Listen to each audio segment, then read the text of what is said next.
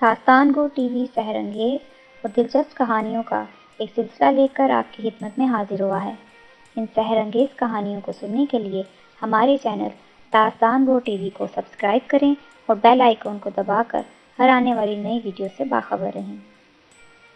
دل فگار ایپیسوڈ 15۔ ندا نے اپنے انکل کی منت کرتے ہوئے بڑے معصوم انداز میں کہا، بیٹا خود کو بھی جلاؤ گی اور ہمیں بھی اذیت دو گی۔ ہارون صاحب نے آنسو ضبط کرتے ہوئے اپنی اینک درست کرتے ہوئے کہا، انکل پلیز ایک بار مجھے فراز سے بات کر لینے دیں۔ ندا نے دوبارہ اپنی بات دہرائی، اگر تم اپنے ساتھ ہمیں بھی تکلیف دینے پہ بضد ہو تو یہ ایک کوشش بھی کر کے دیکھ لو، انکل ہارون نے مردہ سی آواز میں کہا۔ ندا جلدی سے آنسو پونچھتی ہوئی فون کی طرف بڑھ گئی۔ فون کا ریسیور تھامے اس نے مڑ کر اجازت طلب نظروں سے اپنی ممی کی طرف دیکھا۔ وہ سر جھکائے افسردہ بیٹھی تھیں، جیسے زندگی بھر کا حاصل لٹا بیٹھی ہوں۔ ندا ایک جھٹکے سے اپنے بال دوسری طرف کر کے جلدی جلدی فراز کے گھر کے نمبر ملانے لگی۔ کچھ دیر کی مسلسل کوشش کے بعد دوسری طرف بیل بجنے لگی، پھر دوسری طرف سے فون اٹھا لیا گیا تھا۔ ہیلو، فراز ہیں؟ ندا نے دوسری طرف سے اجنبی آواز سن کر ذرا سنبھل کر کہا۔ بی بی صاحب گھر پر نہیں ہیں، دوسری طرف سے ملازم نے جواب دیا۔ کہاں ہیں تمہارے صاحب؟ ندا نے بے قراری سے پوچھا۔ بی بی صاحب کی طبیعت ٹھیک نہیں، وہ ہاسپٹل میں ہیں، ملازم نے جواب دیا۔ کیا ہوا فراز کو؟ ندا نے پریشانی سے پوچھا۔ ان کی طبیعت خراب ہو گئی تھی، اس لیے وہ ہاسپٹل میں ہیں، ملازم نے جواب دیا۔ ندا نے ہاسپٹل کا نمبر مانگا تو ملازم کو نمبر معلوم نہیں تھا۔ فراز ہسپتال میں ہے، اس کی طبیعت خراب ہے، ندا نے فون رکھنے کے بعد مڑ کر کہا۔ اس کے انکل اور ممی اس کی طرف متوجہ تھے۔ ندا کی بات سن کر اس کے انکل نے سر جھکا لیا۔ اگلے 2 روز ندا نے شدید بے قراری میں گزارے۔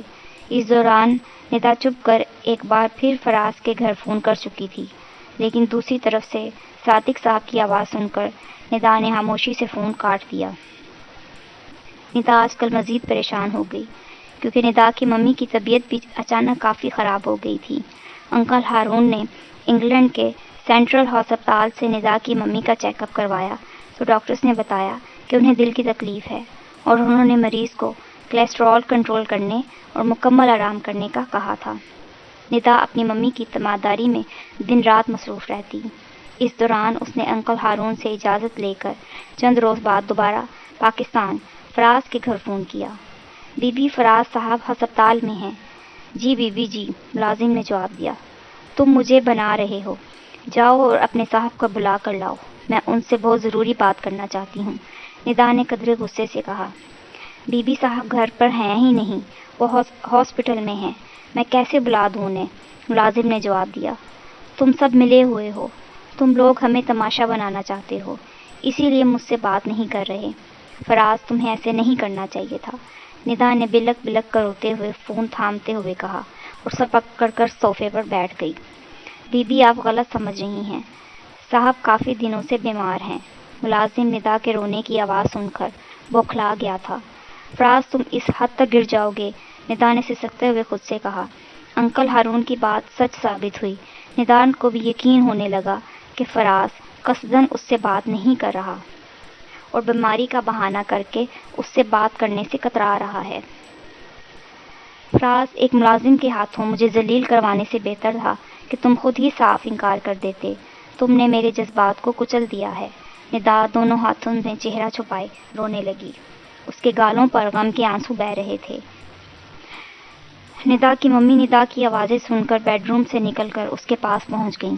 انہوں نے ندا کو یوں بلکتے دیکھ کر جلدی سے اپنی آغوش میں لے لیا تھا۔ بیٹی کیا ہو گیا؟ ندا کی ممی بوکھلائی آواز میں بولی۔ ممی فراز مجھ سے بات نہیں کرنا چاہتا۔ ندا ایک دم سے پھٹ پڑی، اس کا دل فراز کی بے وفائی پر غم سے پھٹا جا رہا تھا۔ ندا کی ممی اپنی اکلوتی بیٹی کی حالت پر تڑپ کر رہ گئیں۔ انہیں معلوم تھا کہ حقیقت جان لینے کے بعد ندا کے دل پر بہت برا اثر پڑے گا، لیکن اس بات کو چھپایا بھی نہیں جا سکتا تھا۔ وہ بیٹی کو گلے لگائے قالین پر بیٹھی دیر تک روتی رہیں۔ ان کی ویران آنکھوں کی ویرانیوں میں اور بھی اضافہ ہو گیا۔ اپنے خاوند کی موت کے بعد انہوں نے زندگی کا ایک لمحہ بھی چین سے نہیں گزارا تھا۔ گزرتا وقت غم اور دکھوں کے پتھر ان کے دامن میں ڈھیر کیے جا رہا تھا۔ ان کی زندگی کی سب سے بڑی آرزو بھی آج دم توڑ گئی۔ وہ اپنی بیٹی کو اس کے دل کی خوشی نہ دے سکیں۔ حالات نے ایسے گرداب میں لا پھنسایا تھا کہ انہیں اپنا سایہ بھی ساتھ چھوڑتا نظر آ رہا تھا۔ انہوں نے زمین پر گرے فون کے ریسیور سے اندازہ لگا لیا کہ ندا نے پاکستان فراز سے بات کرنے کی کوشش کی ہوگی اور دوسری طرف سے کیا جواب دیا گیا ہوگا۔ وہ اچھی طرح جانتی تھیں اپنی پھول سی بیٹی کی یہ حالت ندا کی ممی سے دیکھی نہیں جا رہی تھی۔ وہ بڑی مشکل سے ندا کو خاموش کروانے میں کامیاب ہو پائی تھیں۔ اگلے کئی روز ندا اپنے بیڈ روم میں بند رہی۔ اس کی ممی زبردستی اسے کچھ کھلا لاتی، ورنہ اس نے کھانے پینے پر توجہ دینی سرے سے ہی چھوڑ دی۔ وہ اپنے کمرے میں تنہا بیٹھی رہتی اور کسی سے بات نہیں کرتی تھی۔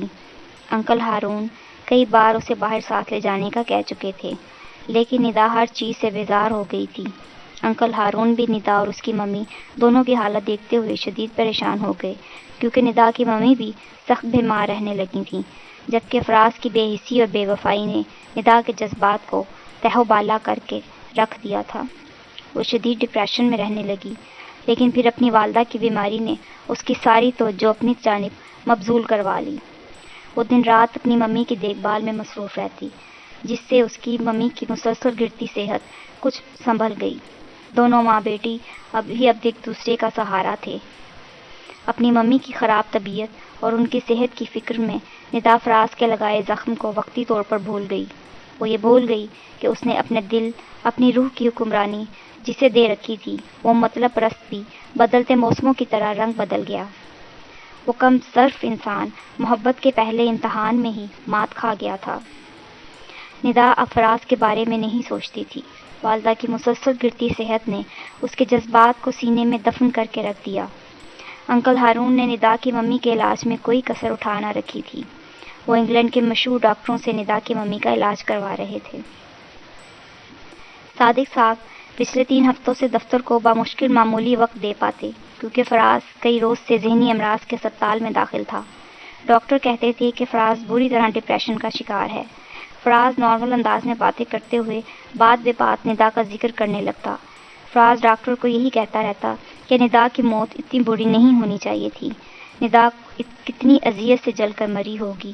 فراز یہ باتیں کرتے ہوئے بہت جذباتی ہو جایا کرتا۔ ایسے میں اکثر ڈاکٹر اسے انجیکشن دے کر نیم بے ہوش کر دیا کرتے۔ تاہم ڈاکٹرز فراز کی حالت سے مطمئن تھے اور انہوں نے صادق صاحب کو بتا دیا کہ آئندہ چند روز بعد وہ فراز کو گھر لے جا سکیں گے۔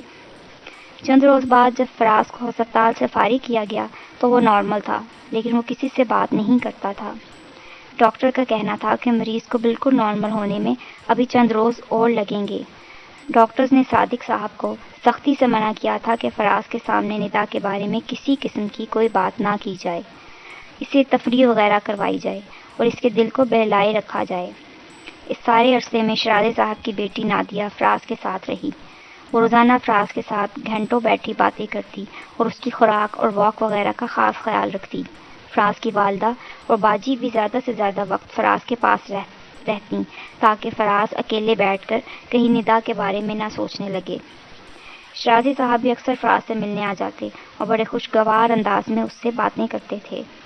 فراز ان سب کو اپنے لیے محبت جتاتے اور تگ و دو کرتے دیکھتا رہتا۔ وہ بہت کم باتوں کا جواب دیتا تھا۔ اگلے چند روز میں صادق صاحب فراز کو پوری فیملی کے ساتھ ٹھنڈیانی لے گئے تاکہ ماحول کی تبدیلی فراز کی سوچوں پر اثر انداز ہو سکے۔ نادیہ ضد کر کے صادق فیملی کے ساتھ چلی آئی۔ وہ اس خوبصورت علاقے میں فراز کے ساتھ پیدل چلتے ہوئے دور نکل جایا کرتی۔ اسے فراز کے ساتھ یوں پھرتے بہت مزہ آتا۔ وہ فراز کو دوبارہ حاصل کر کے بہت خوش تھی۔ اسے ندا کی ناگہانی موت کا زیادہ دکھ نہیں ہوا تھا، بلکہ ایک لحاظ سے اسے خوشی ہوئی تھی کہ فراز اور اس کے درمیان کی دیوار ہمیشہ کے لیے ہٹ گئی ہے۔ اب وہ فراز کو اپنی زندگی میں شامل کر لینے کے خواب دوبارہ سے دیکھنے لگی تھی۔ نادیہ نے اپنے والد شیرازی صاحب کو صاف الفاظ میں بتا دیا کہ وہ صرف فراز سے شادی کرے گی۔ شیرازی صاحب نے اپنی بیٹی کی خواہش پر کوئی اعتراض نہیں کیا تھا، بلکہ اس کی حوصلہ افزائی کی تھی اور تاکید کی کہ اب نادیہ صادق فیملی اور فراز کے زیادہ سے زیادہ نزدیک ہونے کی کوشش کرے۔ نادیہ باپ کی تلقین سے پہلے ہی اس منصوبے پر چل رہی تھی۔ اس نے فراز کی والدہ اور باجی کو رام کرنا شروع کر دیا تھا، جبکہ صادق صاحب تو پہلے ہی اس کی کافی اچھی بول چال رکھتے تھے۔ فراز، وہ تمہارا MBA کا کیا بنا؟ نادیہ نے فراز کے ساتھ ٹھنڈیانی کے دل فریب علاقے میں پھرتے ہوئے پوچھا۔ وہ دونوں اس ریسٹ ہاؤس سے بہت دور چھوٹی سی ندی کے کنارے چل رہے تھے، جس کا ایک حصہ صادق صاحب نے اپنی فیملی کے لیے بک کروایا تھا۔ فراز نادیہ کے سوال کے جواب میں خاموش رہا۔ تم کچھ بولو تو فراز، میں اتنی دیر سے باتیں کر رہی ہوں، تم جواب ہی نہیں دے رہے، نادیہ نے میٹھے لہجے میں ڈوبے ہوئے کہا۔ کیا جواب دوں؟ فراز کی جذبات سے آری آواز سنائی دی۔ یہ کہ تم اپنی پڑھائی کا کیا کرو گے؟ نادیہ نے اپنا سوال دہرایا۔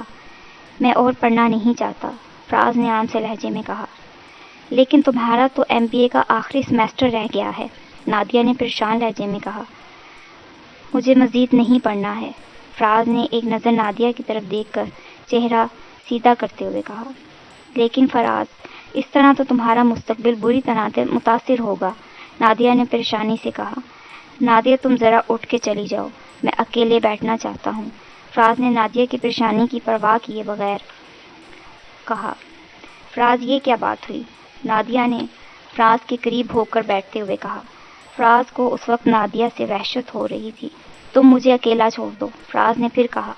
فراز، ڈاکٹر نے کہا ہے، نادیہ اتنا کہہ پائی۔ میں سب جانتا ہوں، لیکن تم اس وقت یہاں سے چلی جاؤ، فراز نے ذرا سخت لہجے میں نادیہ سے کہا۔ نادیہ اپنی جگہ پر بیٹھی شکایتی نظروں سے فراز کو دیکھتی رہی۔ تم نے شاید کسی کی بات ماننا سیکھا ہی نہیں، فراز اتنا کہہ کے خود نادیہ کے پاس سے اٹھ کر چلا گیا، جبکہ نادیہ فراز کا منہ دیکھتی رہ گئی۔ فراز نے اس کی جذبات کی ذرا بھر پرواہ نہیں کی تھی۔ غصے میں بالکل خپتی ہو جاتا ہے، نادیہ نے بری سی شکل بنا کر فراز کو گھورتے ہوئے خود سے کہا۔ اگلے دن فراز نے پیکنگ کروا کر واپسی کا کہہ دیا، کیونکہ وہ نادیہ کے بور ساتھ میں یہاں مزید بور ہونے کے موڈ میں نہیں تھا۔ لاہور پہنچنے پر فراز اپنے والد کے ساتھ فیکٹری جانے لگا۔ صادق صاحب نے فراز کو پڑھائی جاری رکھنے کا مشورہ دیا، لیکن اپنے بیٹے کی مرضی جان لینے کے بعد صادق صاحب نے فراز کے مزید پڑھنے پر زور نہ دیا۔ فراز اپنے والد کے ساتھ کاروبار کو پورا وقت دینے لگا اور کچھ ہی عرصے میں اس نے کاروبار کو خاصے بہتر طریقے سے چلانا شروع کر دیا۔ صادق صاحب اپنے ہونہار بیٹے کی کاروبار میں شمولیت کے بعد مطمئن ہو گئے کہ اب فراز کام میں لگا رہے گا اور ندا کے بارے میں سوچنا بھول جائے گا، لیکن صادق صاحب اپنے بیٹے کے دل کے حال سے بے خبر تھے۔ فراز بے شک نارمل ہو گیا تھا، لیکن اس کا یہ مطلب نہیں تھا کہ اس نے ندا کو بھلا دیا ہے۔ ندا آج بھی شمع محبت بنی فراز کے دل میں روشن تھی۔ فراز جانتا تھا کہ ندا ہمیشہ ہمیشہ کے لیے اس سے جدا ہو گئی ہے، لیکن اپنی منگیتر، اپنی محبوبہ کو بھلا دینا اس کے بس سے باہر تھا۔ آج بھی فراز کو جب کبھی فرصت کے چند لمحات میسر آتے، فراز منگنی کے موقع پر لی گئی ندا کے دلکش تصویریں نکال کر بیٹھ جاتا۔ تصویریں دیکھتے ہوئے فراز کی آنکھیں آنسوؤں سے تر ہو جاتیں۔ اسے یوں محسوس ہوتا جیسے ندا مجسم اس کے سامنے آ بیٹھی ہے۔ ندا، تم نے بہت جلدی کی جانے میں، تمہیں دوریاں پسند تھی نا، لو اب ہمیشہ کی دوری ہو گئی ہے، فراز اتنا کہہ کر بڑے دکھ بڑے انداز میں سسکنے لگا۔ فراز کی زندگی میں ندا کی جدائی کے بعد ایسا خلا پیدا ہو گیا جو کوئی اور کبھی بھی پورا نہ کر سکتا تھا۔ فراز کو اپنی زندگی سے دلچسپی نہیں رہی تھی، اسے اپنی زندگی بے مقصد اور ادھوری لگنے لگی تھی۔ اب تک کے لیے اتنا ہی، باقی اگلی قسط میں۔